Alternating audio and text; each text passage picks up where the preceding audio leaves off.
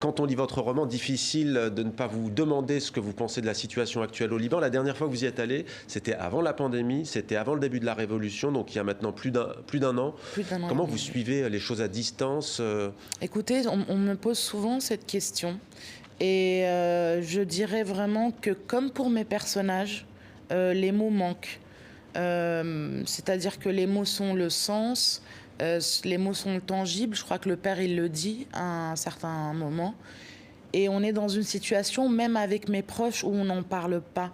Parce qu'il n'y a presque plus rien à en dire. Ouais. C'est-à-dire qu'on est dans une telle absurdité. Ouais, et quand il y a eu cette explosion meurtrière sur le port de Beyrouth, on se dit combien de petites filles à côté de leurs géants, en fait, Bien sûr. qui cherchent le secours. Bien sûr. Et on s'est retrouvés un petit peu, que ça soit la situation économique du pays, que ça soit le 4 août, que ça soit cette révolution qui a rassemblé les gens pour un temps, mais qui n'a pas abouti, qui a avorté.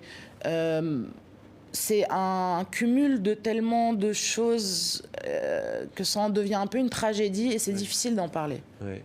Et vous avez de l'espoir tout de même ou Moi, faut déjà que cette pandémie se termine, bien sûr. Je suis une très grande positive, donc j'ai tendance peut-être naïvement à voir les belles choses. C'est-à-dire que je me dis que cette révolution, même si elle a avorté, elle a eu lieu. Je suis plutôt de ce genre de personne.